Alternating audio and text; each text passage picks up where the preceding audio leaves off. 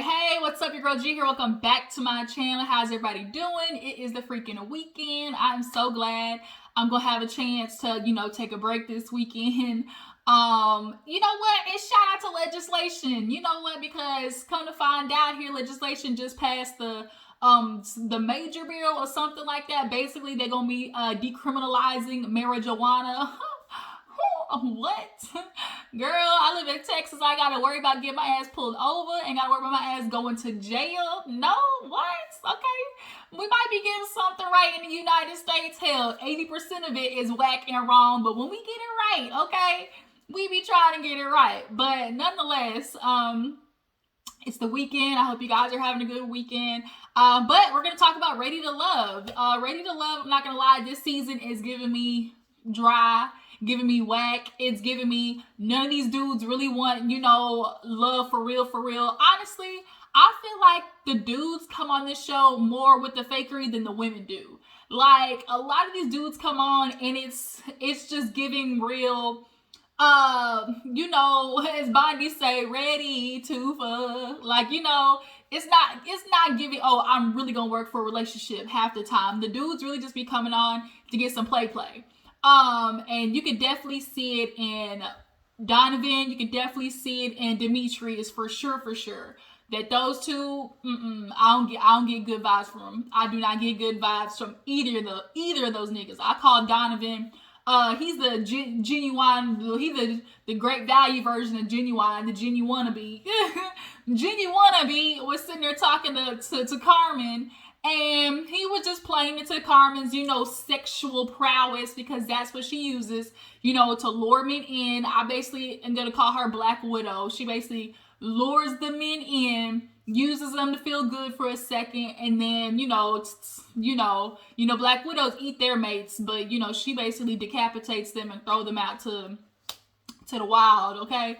I just don't like with Carmen. I just don't like her. I don't fuck with her. I just don't like her energy, always competing with the woman. She's definitely the type of woman that blames the other woman when shit pops off. Like, that's just what I get. And from the previews of next week, it looked like her and DaKiya get into it, okay?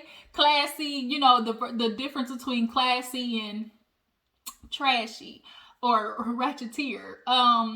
But yeah, let's go ahead and get to the episode. Honestly, not too much happened. Just a lot of, conversations that could have been had, earlier. But let's go ahead and get into it. So, y'all know everybody is going to, typically, some of the seasons they do like cabin, or they send them like on a little staycation, so people can really get to know each other a little bit better in a more intimate setting. So DaKiya, Joi, and Clifton get there first, so you can imagine how awkward that shit is.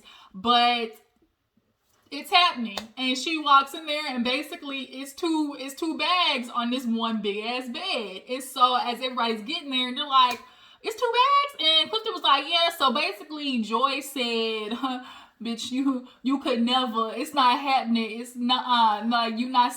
Don't think you getting Clifton on my watch. It ain't happening." Joi is basically pissing on her territory, and DaKiya is low key getting mad. And at first, I was like, DaKiya kept just saying like, "Oh, I've allowed Clifton to get close to me.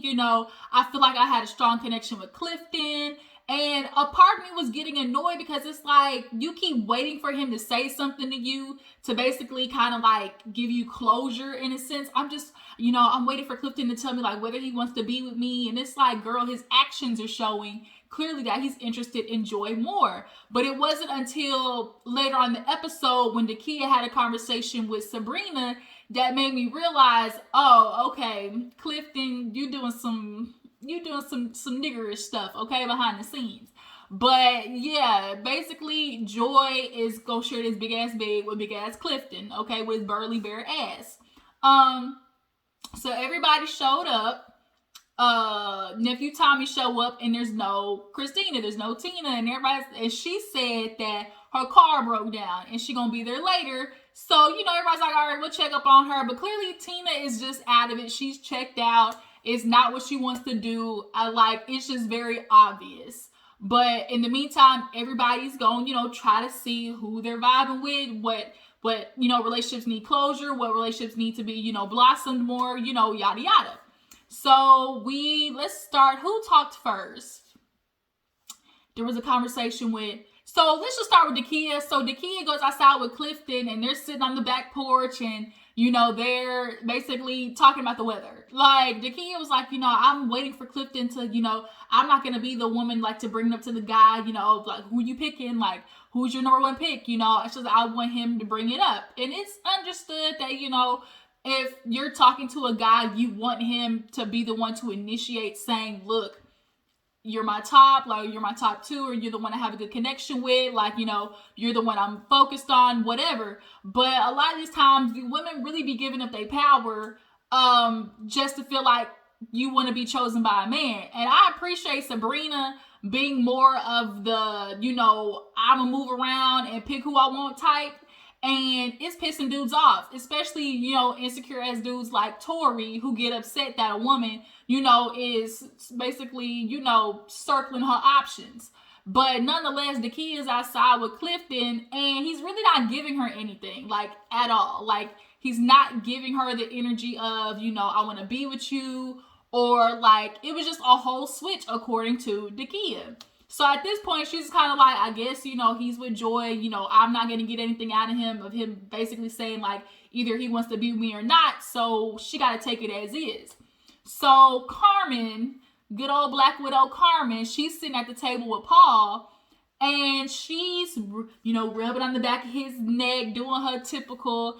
And Paul's not really, like, flirting back. He's not really conversating back with her. She's just talking.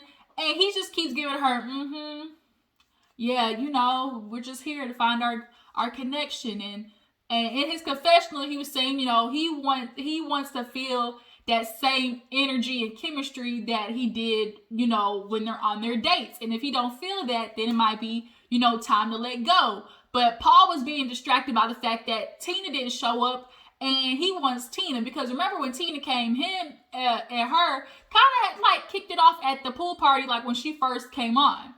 And I think Paul is more interested in Tina simply for the fact that she's younger. Paul wants a younger woman. He does not want Carmen, who's really going to be like on his ass, okay? You could just tell he wants a younger woman. And as much as he's entertaining, Carmen, I just think, like I said, he's just not into it, like, at all. He wants that girl. He wants to be the I don't know. He wants to be able to walk in the room and, like, basically be like, it's giving sugar daddy, low key. But Carmen, she's basically upset because none of the niggas is giving her any play. Like, her little moves is no longer working. Her little, pushing off this sexual energy, trying to, poison the water with just her, intimacy prowess. Like, it's just giving pick me, it's giving easy, it's giving just like, I don't like the energy. I just don't. And so because she wasn't getting any reception from Paul, she's like, well, usually guys come after me. Like, you could tell it pisses her off when guys aren't giving her attention. Like, I need to know Carmen's past. Like, we need to dig a little bit more into Carmen, because honestly, when she's talking with these dudes, it's never anything past surface level. We have yet to find anything out about Carmen. Like, have we really? Like, honestly, none of these people have really had, like, deep conversations. Like, let's be real. But Carmen basically was like, well, I'm not really getting anything from Paul, so maybe it's time I, see what other guys are, basically willing to build a connection. Like, I need to see what other guys, because, it's late in the game type. Basically, she's trying to stay on. So, we see a conversation between Demetrius and Tori, and they basically just talk about how they're both feeling Sabrina. Sabrina, has been entertaining both of them. Demetrius kind of feels like, I like with her, I F with her. But we just really got to build, that connection a little bit more. Tori, he's still butthurt about the fact that he just keeps, she gives Demetrius googly eyes, but then when she gives me googly eyes, I feel something. But then, I see her give Donovan googly eyes, and I'm like, is it googly eyes or is she just talking to the dude?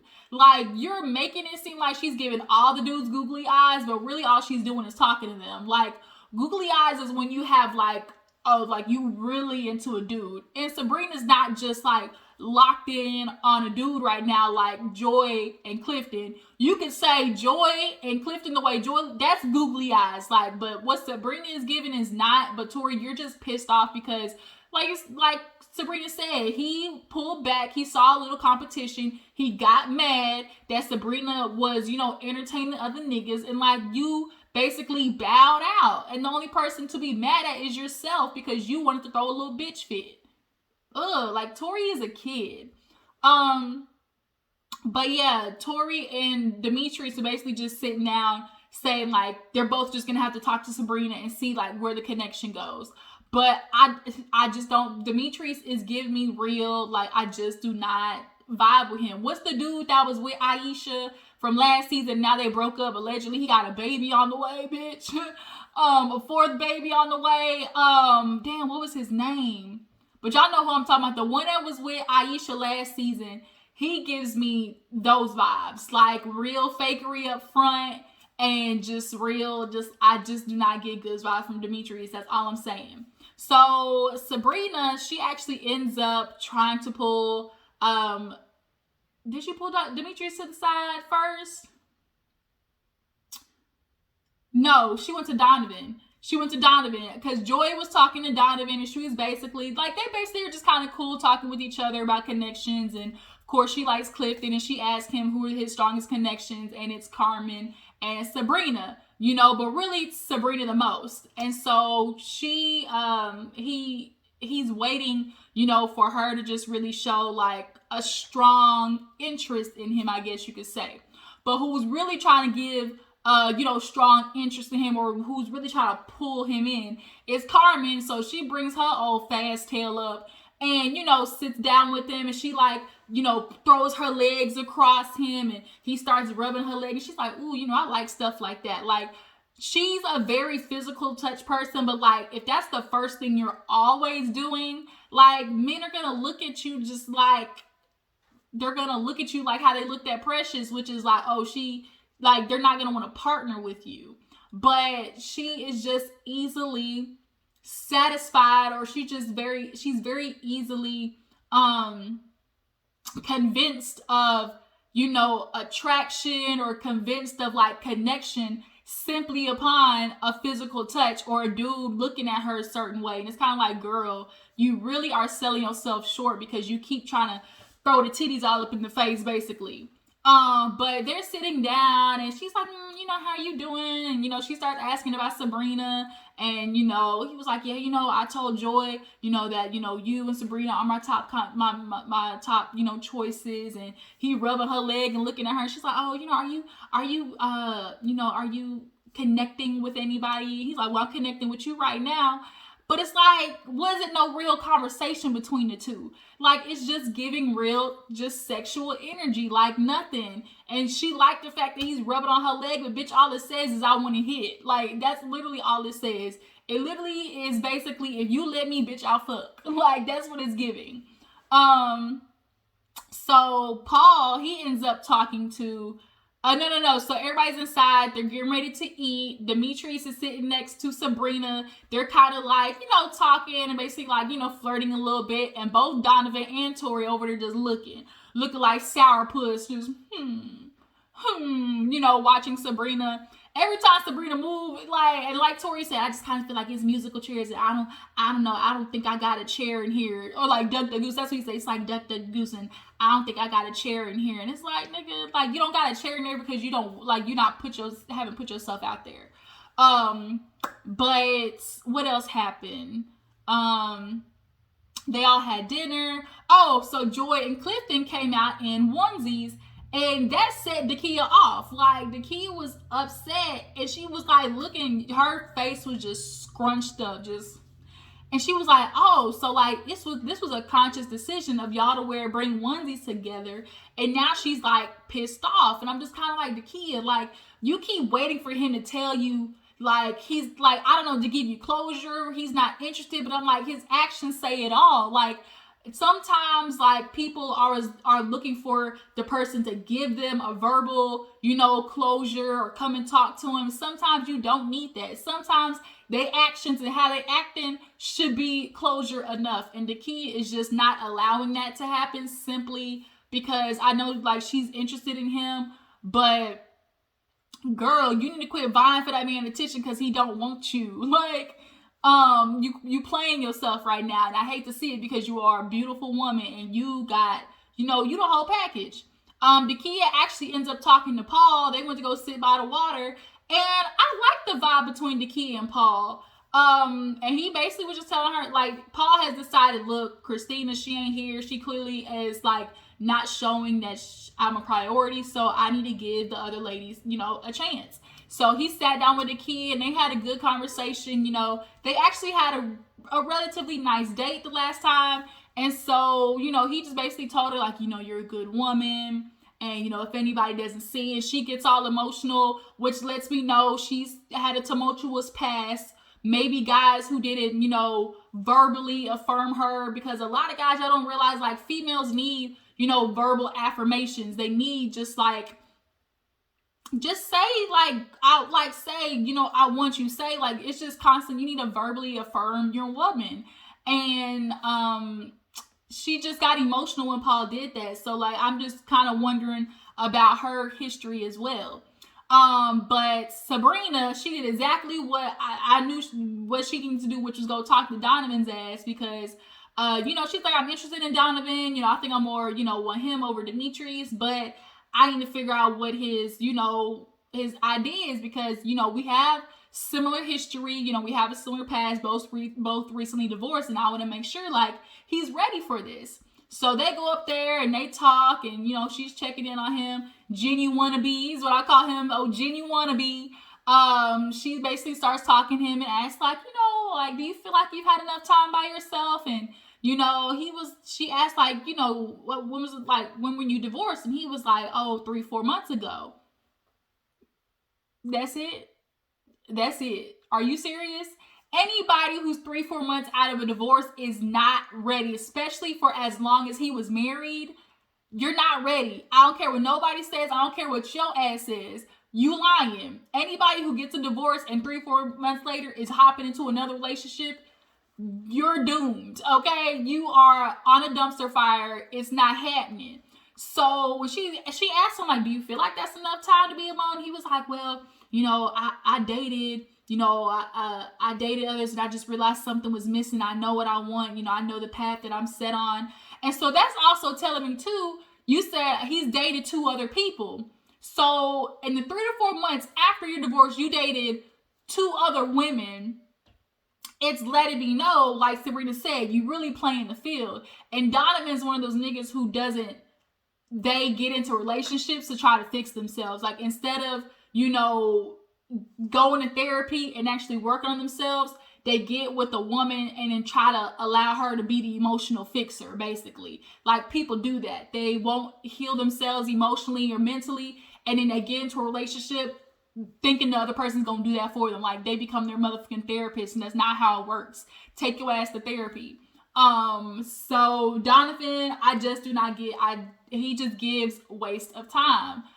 So I don't know who Sabrina's gonna choose between Demetrius and Donovan, but it sure ain't Tori, okay? So, Sabrina actually goes to talk to DaKiya up in the room because she knows she was sad, and she was like, what's going on? She was like, I'm just really feeling played. I keep seeing Joi and Clifton, and I'm feeling kind of off because it's just like his energy like switched, like we were literally messaging each other, and we were talking about, we're going to hang out, we're going to find time alone. He even talked about like, we're going to cuddle on the couch together. Then we get here and it's like, bitch, where did all that energy go? So then I started to understand a little bit more of why DaKiya was kind of taking it hard that Clifton and Joi had like chemistry, when she knew that from the beginning. Like, everybody can see Joi and Clifton like we together forever,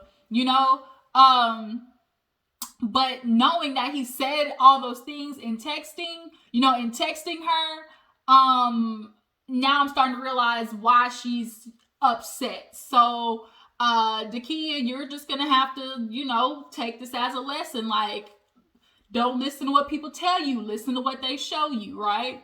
So as everybody's gonna go to bed, Sabrina, she pulls Tori to the side, and Tori's pouting. You have something on your mind. He just sitting there, and I'm like, are you gonna say something, nigga? Like, say something. But Sabrina had to be the one to basically initiate the conversation. And she just kind of like, after our date, we had a really good time at the bonfire. But after then, you just kind of fell back. And Tori admitted that he basically fell back and it probably shot him in the foot. And it did. It did. Because you falling back and not really showing initiative of like, okay, you know what? I know those guys are interested, but I'm not going to worry about them. I'm going to worry about me and her. That's what you should have been doing. But instead, you threw a bitch fit, and now here it is. She got to tell your ass, you're in the friend zone. She kicked your ass, booted your ass to the friend zone, and now you upset. And you played yourself, basically. You really played yourself. Tori, you need to really figure out what's wrong with you in the aspect of, like, he immediately just, like, how you viewed Sabrina, like, as, like, he had such a negative, response to her talking to other men, which kind of lets me know that he's one of those dudes that if you go out and you say hi to another dude, you be like, hey, or you might be in a club and like a dude comes up to you, why you talking to other niggas? Like, why you want to give him attention? Like, I can just see Tori being one of those dudes. You must want him, huh? Like Tori just gives me that type of tease, like another dude can't be in your vicinity, or like you cheating on him type shit. But she basically let him know, like, you friend zoned. So nephew Tommy comes, talks to all the ladies. After Carmen's failed attempts in trying to get dudes to hop on her cat, Carmen is just like, I can't with her. So nephew Tommy comes, talks to the ladies, and basically all of them say, like, half of them say, like, Tori, ain't really vibing with him. Paul's kind of coming in late in the game. Paul's opening up later. And then also as well, there's a feeling of, like, not really knowing, like, about Donovan. So at the end of the episode, he calls Sabrina up to say who is going home, but it's like next episode, So it ends right there with her pulling Tori and Paul up to the front. It's very obvious that Tori, your ass is getting sent home. Okay, so don't let the door hit you with a good Lord split you. So next week, though, I'm excited to see Carmen and DaKiya get into it, because DaKiya low-key got into that ass with her old messy self. Carmen just always got titties out, and we can see that she ain't pulled them blue contacts out, though, this time. She did not. She left the blue contacts at home. Thank Jesus. But y'all tell me what you feel about Ready to Love. Do you guys feel like there's actually really connections on here? Do you feel like it's just, oh, we ready to fuck? Like, what are y'all feeling? And what do you guys feel about who's gonna actually make it during the reunion? I appreciate y'all for tuning in. Y'all stay tuned. I'm gonna watch Put a Ring on It, as well as Life After Lockup. So I'll be back for that later on today. Bye.